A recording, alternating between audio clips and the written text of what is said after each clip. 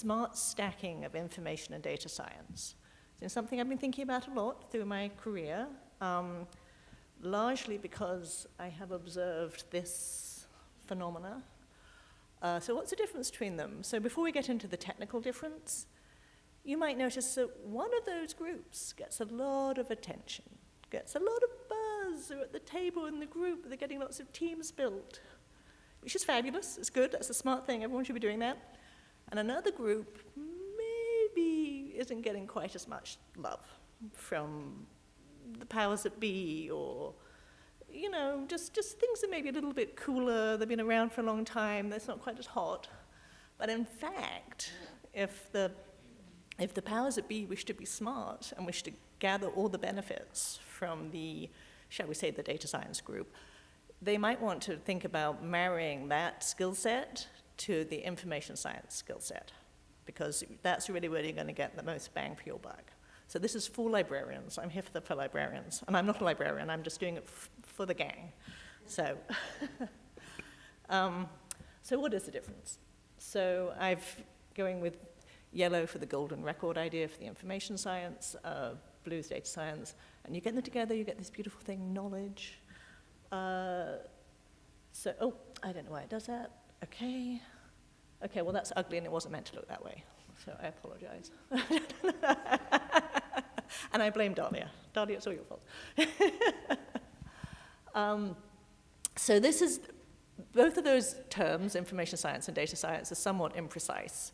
They cover a lot of different disciplines. On the information science side, you have the good old-fashioned library science, you have information architecture, you have semantic organization, you have metadata governance, knowledge management, you have those kinds of fields. That's broadly the type of area I'm including when I talk about information science, the information science side of things. And oh, that's also very ugly, okay? So when you look on the data science side of things, this is, again, a broad category. You get a whole bunch of things that kind of fall broadly into that side of the house. And we're going to say statistics, machine learning, artificial intelligence, predictive analytics, and data engineering. So some of those are on the mature end. Statistics has obviously been around for a long time. We've already talked about it a little bit today. Machine learning, artificial intelligence, obviously emerging fields that are less mature, lots of things changing in those areas, and predictive analytics. All right, so broadly speaking, I'm going to say that on the information science, it's processes for effectively storing and transferring and sharing information. And broadly speaking, on the data science side, it's processes for the discovery of actionable information. So that you can see how those two can kind of feed into each other immediately, I think. Like one, you're trying to draw insights, one, you're presenting good data. So what domains did they work in? Often you'd think of library and information science, working on internal data, mission critical, high value, and on data science you're talking about big data, so-called big data, large and diverse data sets. Though, as Gian pointed out to me, that often with big data part of the job is getting to a smaller data set, which I think has been a theme. Like, a lot of that big data is actually not what you need, and the skill is in eliminating the not helpful data. I've also put a little link to linked open data at the bottom there, which of course is not internal data and firmly falls on the information science side, I would say, and of course is very helpful for transversing all sorts of data sets and is very shared and is not internal. And if you wish to have a nice set of tags, do by all means go to the Library of Congress and take theirs because it's all publicly available for you. So on the one, I would say, you can do down to one word. Information science is giving you context, data science is giving you analysis, or now 2 words now. Information science gives you precision, while data science gives you probability. So I don't know if you guys have encountered the AI ladder. It's an IBM concept, but I think it's a useful way of looking at these things. So this whole group is in this notion of the AI ladder. It's all data science. But it's stacked, one on top of the other, and the foundation is not just data, which is obviously you need data, it's also information architecture, which I'm including the information science. It's a tagging and knowledge representation of that data You need that for your analytics, you need that for your machine learning, and you need that for your artificial intelligence. So obviously, if you don't have that foundational piece, you're giving yourself a challenging situation when you get up to doing sophisticated AI. Now, it's not completely necessary. Oh, that's, and the information architecture, not just data. Sorry, delay on that piece. So you can run data science on any set of data, but you're going to get better results if you marry it to that foundation of good, however knowledge representation you've done, whatever tagging or information science or ontology or semantics, whatever that field where you're applying human expertise, you're going to make your life easier and better if you can set that up. This is one of my bugbears, schemaless. People always say schemaless, and that doesn't mean no structure. It means you have to, there are still parameters that can be extracted. You still, it's part of the kind of buzz you get out there, like, oh, we can just, it's not magic, it's math, as someone said earlier. You can't just run all this stuff on a big hodgepodge of big data and get good results back. You can make the schema at processing time, or you use the parameters, create the schema, but it's used in a slightly buzzy way, hypey way, which bugs me, so I'm just sharing that with you. So yeah, without that data layer, and this is part of the gig of a data scientist, as I'm sure Gian will tell you, that you spend a lot of time, expensive data scientist time, cleaning up data and doing all this stuff, profiling, parsing, standardizing, linking, scrubbing. The less time someone has to spend doing that, the more time they get to do actual analysis. So the better data set you can present to that skill set, the quicker and better your results will be.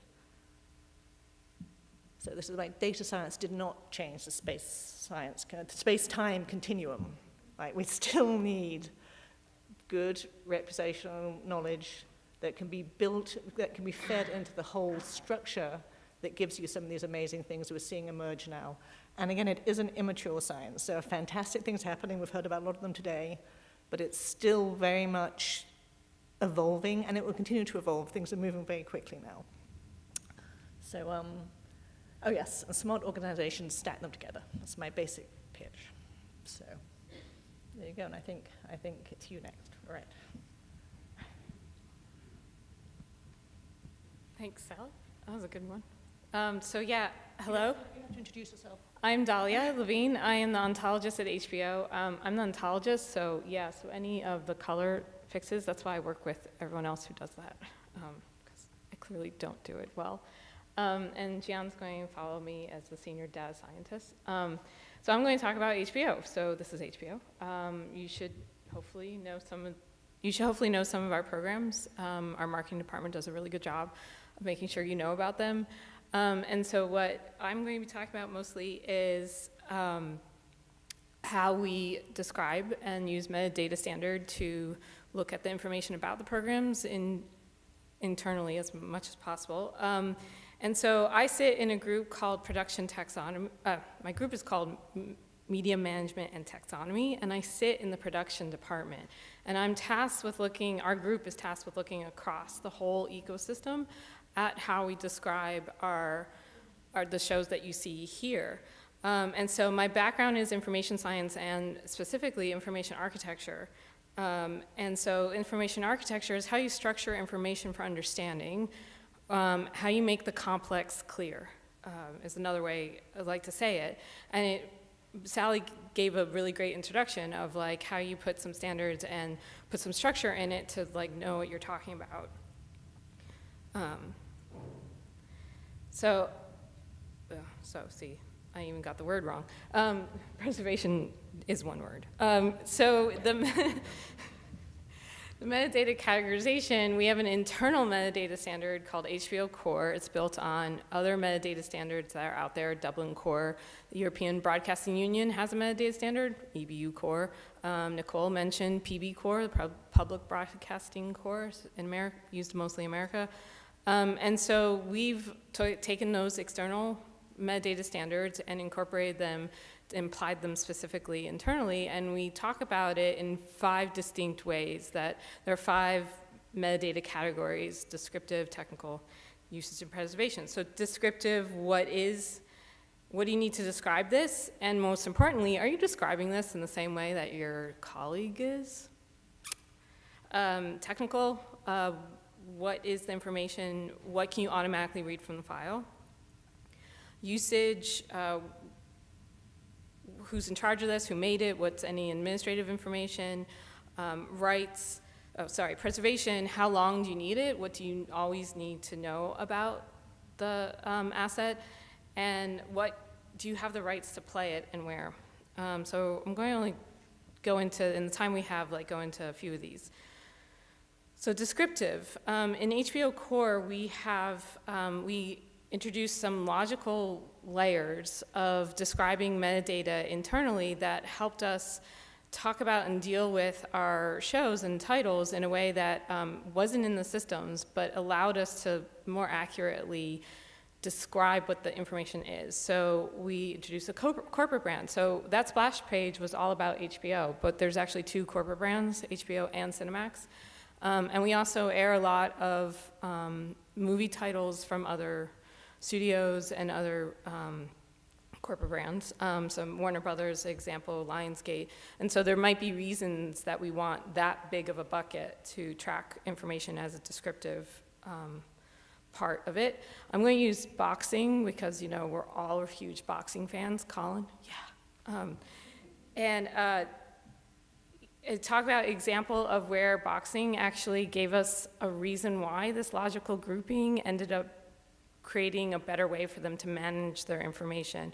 And so HBO Sports produces HBO Boxing, but if you just talk about boxing, they have a series of boxing matches that happen throughout the years, over the years, multiple boxes in a year, boxing matches in a year, and then throughout the years there have been multiple ones. So by doing another logical layer of a production banner of HBO Boxing, it enabled us to say, okay, when they have a world championship boxing and boxing after dark, the impetus was to call them series, but the sports department actually came back to us and said, they would behave like franchises. That way we could group world championship boxings throughout the years. Because the most important thing about the boxing match is fighter 1, fighter 2, and the date it happened.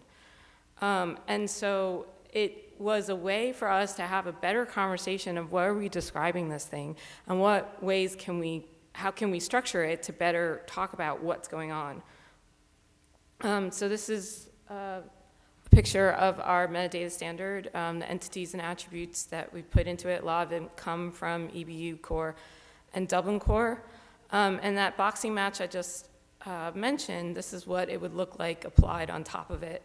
And the most recent boxing match in April that I was aware of was Daniel Jacobs and Maciej Sulecki on April 28th. So the information is still there, but now it's structured for some manageability and findability, and we get more of the aboutness. And so information architecture is always talking about what's the structure to create these nodes of understanding, and also how library sciences always catalog something for what it is. By the way, Jacobs won the match. So now I'm just going to use a couple of metadata categorizations technical. So a lot of times you do just want to read the file as it is, but a couple times you just need a little bit to know more about, it's like a combination of descriptive and technical. So we use a lot of technical standards from the European Broadcasting Union and from SMPTE. And one ways that we can use ontologies is to create relationships and name the relationships between some standards and create these structures that we've been talking about. And so you can actually see that Joint Photographic Experts Group can be related to JPEG 2000 video compression because that's what JPEG stands for. And so by naming the relationship between these two standardized values, you create some value. You create even more value. And that just helps for more understanding, creates that structure Sally had been mentioning. Here's a really good example of media companies in the US broadcasts Spanish language tracks in a dialect called Latin America Spanish. And the International Standard Organization, this should be pretty familiar for everyone in the room, everyone knows the Spanish code is ES. But Latin American Spanish is a specific dialect of Spanish. So ES is not totally accurate, and it's not clear that that's what it is. So the big question from Latin America, and it helps that Nicole spoke before, because I know that nonprofit groups often have this challenge, and two of my former colleagues from UNICEF are in here as well. So we've dealt with this in various ways, but there's reasons for media companies like HBO to also be aware of it. Which country are we talking about when we talk about Latin America? When you look at Google Map, is this Latin America? Are you sure? I don't know. So you have the code ES, and the IETF, in another international Internet Engineering Task Force, an international standard or body, went, right, okay, so the UN has a code for what they define as Latin America, and this is from Wikipedia, but the Spanish appropriate for Latin American and Caribbean region, if you agree with the UN's definition of what Latin America and Caribbean countries are, then go ahead and use their code of 419. And the IETF then basically helps establish that this is a universally recognized way of saying this is Latin American Spanish. Why is this important? Because you might want to distinguish Latin American Spanish from Mexican Spanish, from Colombian Spanish, from other dialects of Spanish. And this is just Latin America. Just think of any language in the world and you have more examples. So HBO agrees with the UN definition of these countries, and therefore agrees that this is a better way to more accurately describe the language on the track. What does that mean internally? Internally, every single system made its own code, just made it up. None of them were the same. So we were able to map every single code to this code, and any new system will be able to use it, or any new system, if they truncate it, we get to scold them, but also say, this is really what you're going to be needing to track. And so that is a way that standardization in the technical area needs some of the library science knowledge of what you are describing. Another example of the different types of metadata is how, the last scene from Sopranos, how you can just distinguish what's what. There's descriptive metadata, here's technical metadata, and then even just some music rights metadata. And it's another way to think about, rather than all mushed together, here's some structure to create more understanding. And that sets up the data scientists.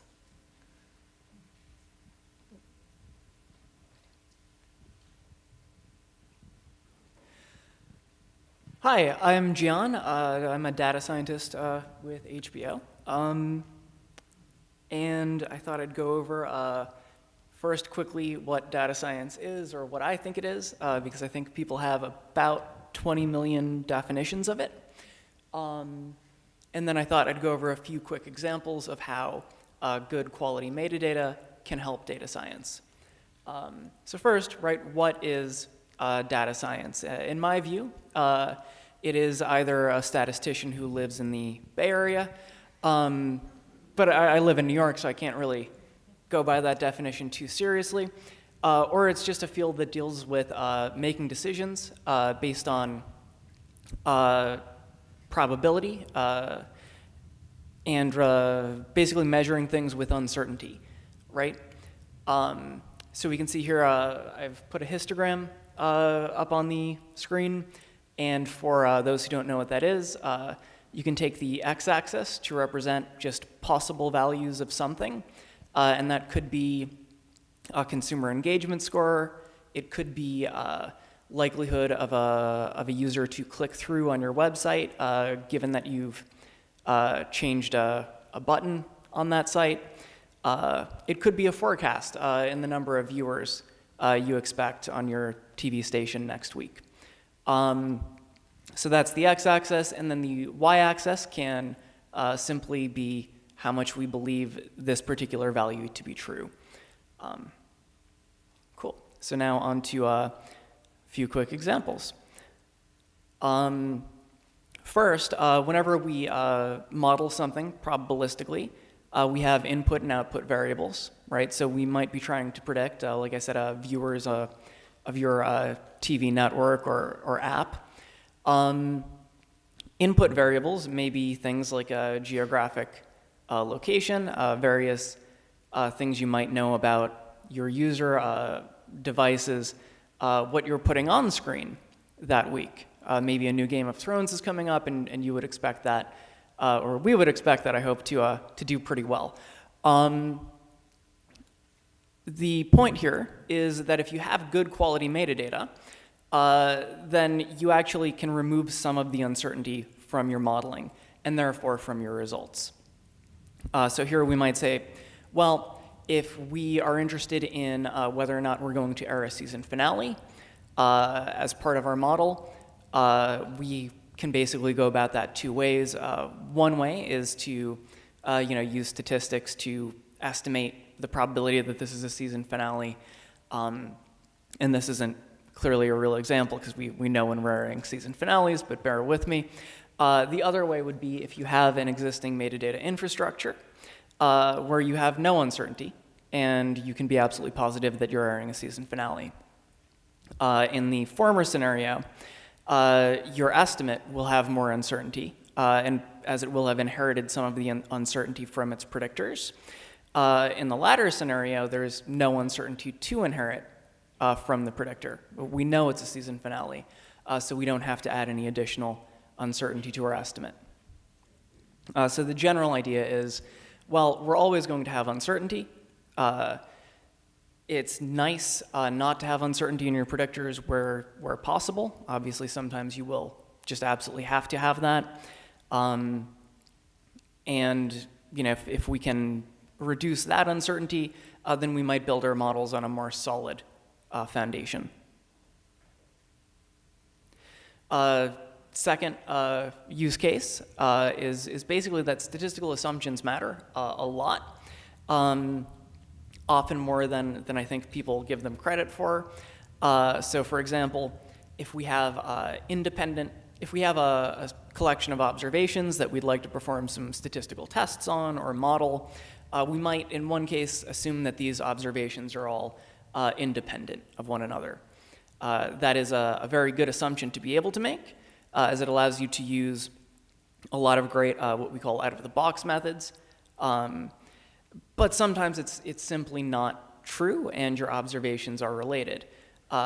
When you make that assumption that your observations are independent, when in fact they're not, and here just illustrative example was if we thought Wayne's World and Wayne's World 2 were independent of one another, we would very clearly be wrong.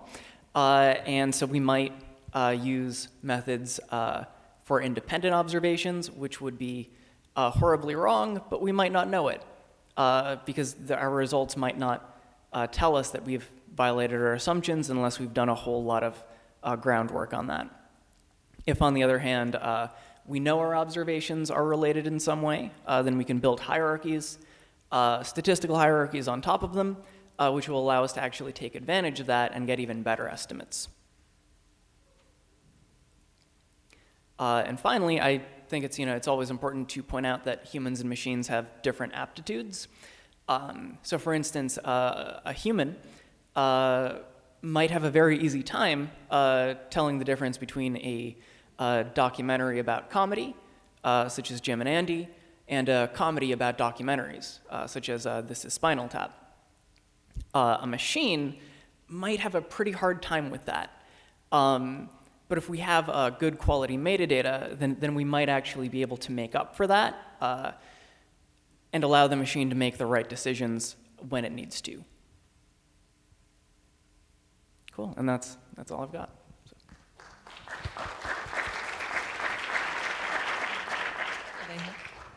Are these on? No, we can just pass it up and down. Okay. We're good. So there's a very weird echo thing, not exactly echo thing happening up here, right? But just if we sound a little, anyway. So I'm going to throw out one question, and then I think we can open it up. I don't know how we're doing on time, but could you each speak about the limitations of your own area and possibly where you might want to partner up with your partner here on this issue? You go first because you've got the microphone. More. Someone mentioned silos. And so one of the key things is still breaking down the silos. I can't believe to use that cliche, but just the mere fact that like we're collaborating on this presentation and knowing that like, you know, internally and externally information is flowing. We know that, but it was sort of like, well, I don't know where it goes. And so just that, it seems simple, but that collaboration on that level just helps enrich everything. I mean, it enriches some examples that I've had even before starting working with Gian more directly of just like the engineer saying, oh, but when you say that, I assume this. Oh, okay, that makes a lot of difference. But when you say this, everyone else in the company assumes Y. And you know, just to be able to do some of those seemingly simple human communications is still a challenge because then you need to get at the volume of data or data. So I think, I've been saying data for years until I went to a conference in Boston a few weeks ago where the speaker who was leading the tutorial had a show of hands. Who says data? Who says data? Actually, can we do that now? Who says data? Okay, who says data? Yeah, and so he convinced me that I was being very pretentious. Well, I'm often very pretentious, but in any case. It's from Star Trek. It's from Data, the character Data on Star Trek. That's why everyone says Data. Anyway, sorry. I'm like the one nerd who hasn't watched Star Trek, but in any case, as far as the limitations of data science go, I think they're, I think basically whenever you have a new buzzword coming around, like a data science or the blockchain or what have you, it becomes a sort of mandatory to start pointing out the very obvious, like, no, you know, data science cannot write a new series that's every bit as good as Game of Thrones. We're probably not there yet. It can probably predict for you a pair of shoes you might like. It can't make a smarmy comment about the shoes that you shouldn't be wearing. But I will say, as far as it goes in relation to information science, everybody, including, and I think especially data scientists, have to communicate. And so to Dalia's point, I've seen conversations going on for weeks or months that should have taken 20 minutes because everybody was using the term whatever in a different way. And that term can be something as basic as development. I used to work at HBO, and when I first started, we had a whole exercise of going through like words that everyone was absolutely emphatic they knew what they meant. Product, right? Everyone knew what product meant, and they all had different definitions. But anyway. So I think at this point, I'm going to open up to questions. So yes, we have a couple of microphones. I will kind of point at people. If people have any questions, please, again, visibly raise your hands, and I will direct our microphoneers.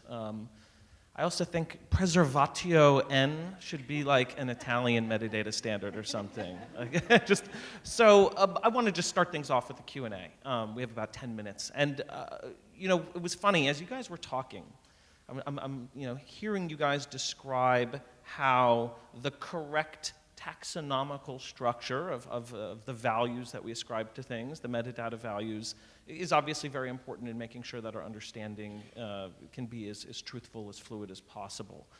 Simultaneously, that almost can be a metaphor for this discussion in some ways, in that, my question being, especially, and maybe vice versa, but are information science people of that background like Dalia, are they being properly tagged, if you will, within their organizations? Because organizations like metadata schemas tend to kind of operate hierarchically.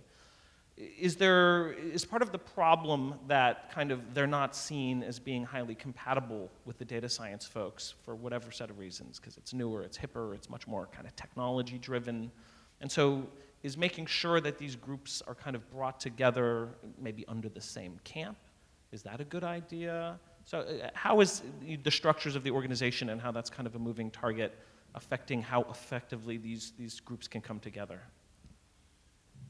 Good question. And that's why I was trying to point out that while my group with the name Media Management and Taxonomy sits in production, we're tasked across the company. Thank you, Sally.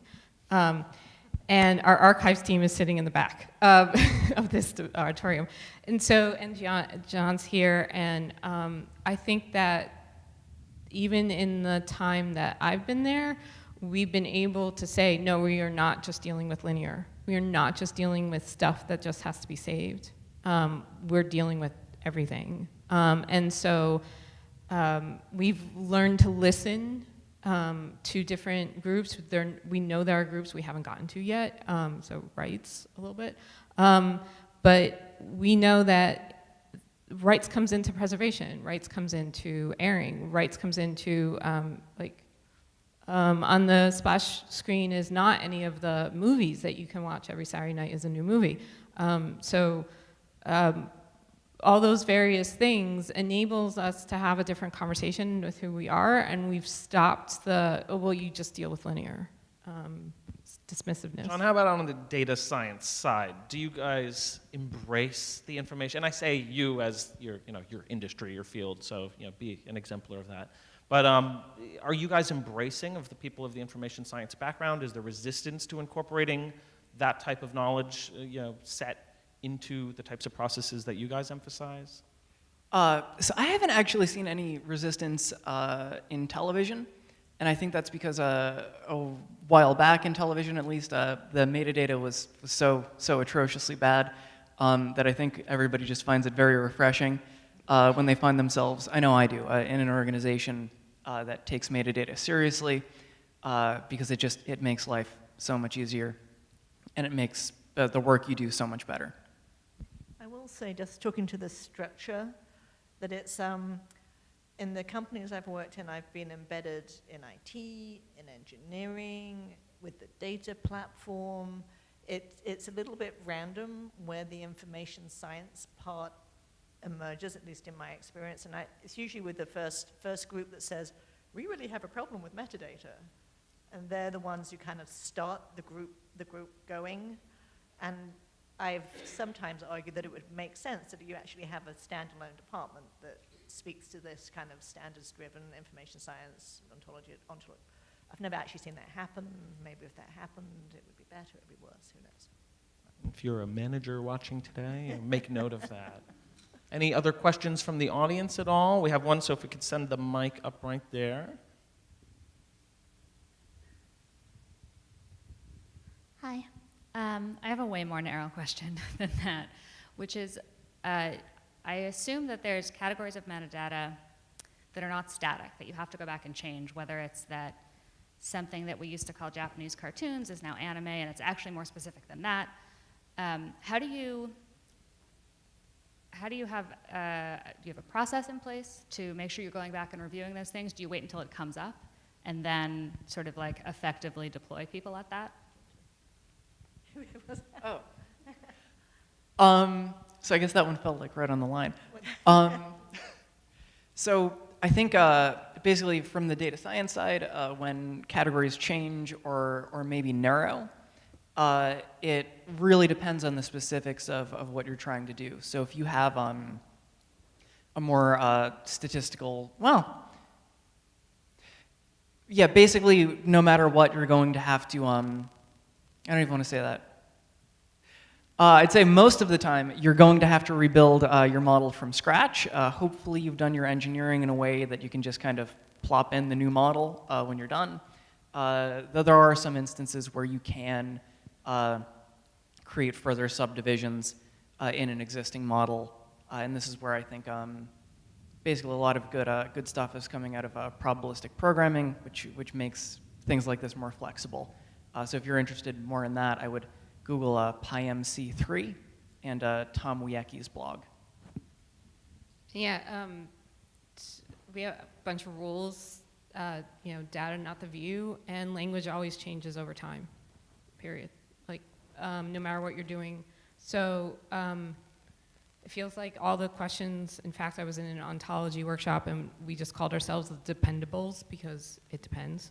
But the reason why I use the Latin America example is because I feel like we're at the point culturally where Americans are realizing that it's not just what you say, and that you have to be more specific, and that as long as you agree with the definition of the UN for Latin America, but you might not agree with the UN's definition in other parts of the world, but they have to be examined. And that's language, and that's language shifting over time, what you call a place. The location example used in the keynote is an interesting one. So when you're looking at genre, you have to be aware that it might shift over time, and if you're solving for a current one, what is your set way of looking at it based on the data that you have, and then how does that, how can you accommodate for some shifts in language based on relationships that you can make, and whether or not you use a use for and say, okay, this used to be preferred, but now it's not, and just know that that will happen. It will happen. Yeah, I think that you have to have a model of continuous managed care because it is always shifting. This is like, none of this activity is one and you're done. Tagging something once is not going to work. You have to keep all of this moving and updating, and it's evolving. So I guess that's another pitch to the management. Don't get in a 6-month gig. Have a whole department and a true job and get people keeping it relevant. Although it's also a technology challenge, Absolutely, right? Because absolutely, yeah. we all know most of these database platforms don't have overlapping taxonomy capabilities. They're not particularly adaptable software platforms a lot of the time. So I think we might have to challenge vendors to also start to think in these more malleable and evolving terms. All human and technology together. I can't see that. It's how you use them, how you apply it, how you marry them up, how you do a smart stacking. And that's, especially now, you have to be engaged all the time. It's changing all the time. There's always something new coming up. Is it real? Is it hype? Do we test it out? It's just continuous. All right, anything else? Let's have a mic go back, and we'll do outside row first.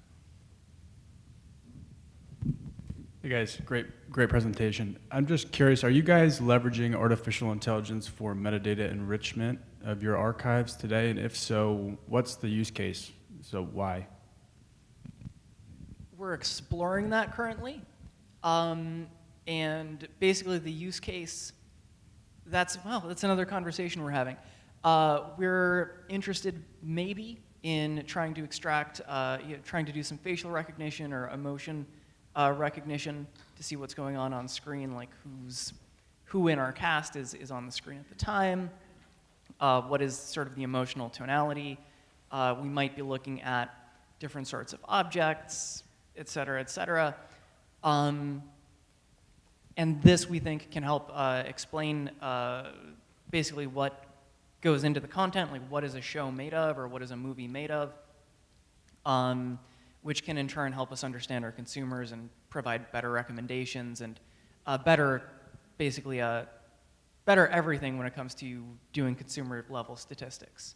But these are all just conversations we're having at the moment, and decisions are pending. What he said. All right, we've got time for one more, and I think there was another hand right over there. Yes. Thank you, Logan. Great, thank you. Sorry, it's really loud. Sally, your last slide had a stack that led, like we were just discussing, data science leads to AI.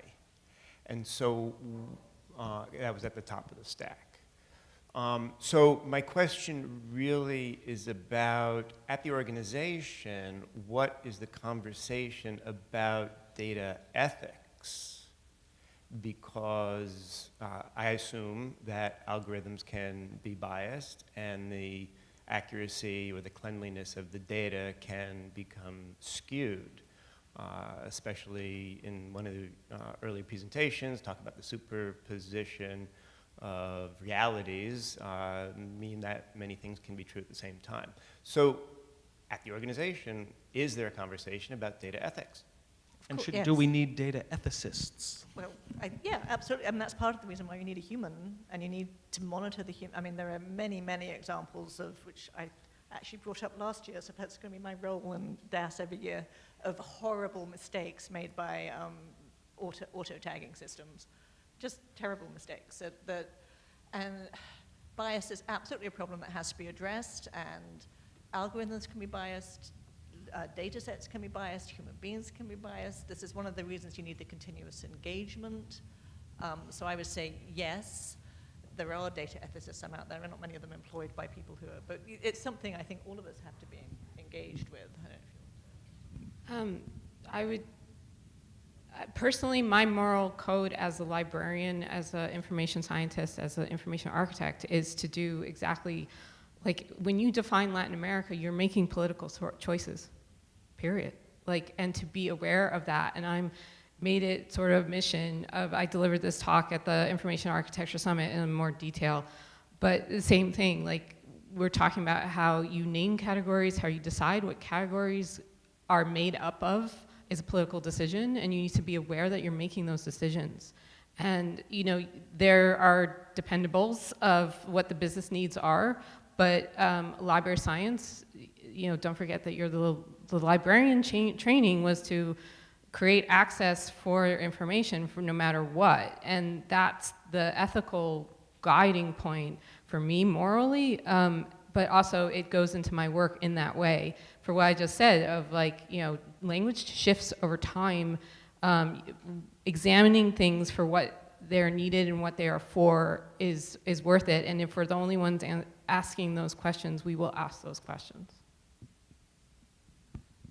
So I'd say it's obviously absolutely important to keep ethics in mind, which, you know, I guess a lot of the tech fields haven't done as well as they could have.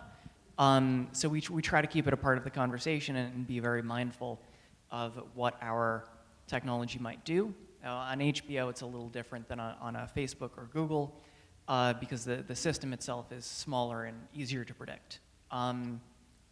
But I would say when we have these conversations, I think it's important, actually more important to always bring up that the conversation we're not having enough is how to get economically disadvantaged and disenfranchised kids into technology because it can become a great path out of economic disadvantagement. And gives multiple perspectives into how we build these systems and platforms. Yeah, and one last thing, like just looking at the splash screen, like the storytelling HBO tells takes that. And so oftentimes, if I'm having the conversation internally, knowing that this is a guiding point for what's on our screen helps have those conversations. But yeah,